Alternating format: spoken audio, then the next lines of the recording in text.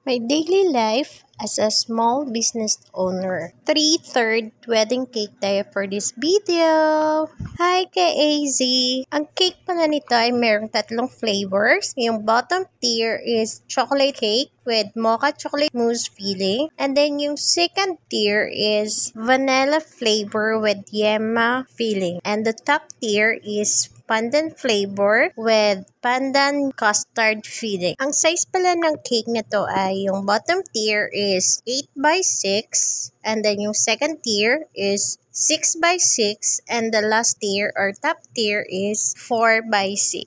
Ito po yung cake na sobra akong na-stress sa kulay kasi alam mo, ang hihina ko talaga when it comes sa mga shades of colors. Kasi minsan ako may pagka-colorblind kasi kaya nahihirapan ako sa ganitong mga shades. Gusto kasi ng client ko is yung teal blue and white combination. So, nag-google ako kung anong kulay ng teal blue and then nahihirapan ako kasi ang dami-daming shades ng teal blue. Meron ding parang teal green. Kaya yung last option ko na lang ay yung mag-ask sa organizer ng kasal at sa bride mismo. Kaya inulit ko talaga yung frosting na yan kasi nung unang frosting mukhang more on blue and then yung sinad ni client is parang teal green siya talaga. Yung sa cake po ay parang blue lang siya kasi yung sa effect lang lightning po yan ng cellphone ko kaya ganyan po yung kalabasan ng kulay. At ito din po yung cake na medyo na-stress din ako sa kulay kasi yung in-order ko yung flower sa TikTok is navy blue and then white. So, akala ko yun ang motif ng client. So, parang blessing in disguise na lang talaga na nag-inform si client na teal blue and white yung motif nila. So, I have no choice kundi yung sprayan ko na lang po yung white na flower ng teal blue color. Sa ganitong sitwasyon, kailangan mo talaga mag-isip ng ibang paraan. Buti na lang marami akong in-order ng mga white flowers. Anyway, balik tayo sa cake. So, hindi ko na dyan pala pinakita kung paano ako nilagay yung mga dragas or ibang design kasi ang sakit-sakit na ng puson ko. O, diba? Ang dami-daming ganap on that day pero nakayanan ko pa rin gawin. Ang hirap talaga kapag unang dalaw. Hindi mo alam kung ang sakit-sakit ng puson mo, kakapagod ng katawan mo, parang ayaw mo nang magtrabaho. Pero wala akong choice. Kailangan kong tapusin to kasi hindi pa to bayad.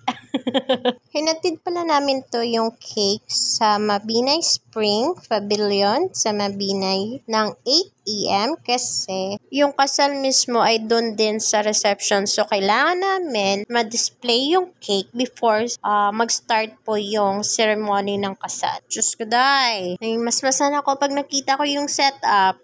Buti na lang, nakuha ko yung kulay. Gosh, thank you, Lord. Ganun. Ang saya-saya ko. Oh my God. Umiiba kasi yung kulay sa pag na-picturean mo at isi-send sa messenger. Kaya, buti na lang, nakuha ko talaga. I'm so happy. O, diba? Ang ganda-ganda. Anyway, pagkatapos ng setup na yan, ay bumili pa kami ng mga ingredients na kailangan namin kasi naubusan kami ng mga iba, sugar, at itlog. Anyway, balik tayo sa cake. So, ito na. O, diba? Ngiting di na stress. Thank you for watching.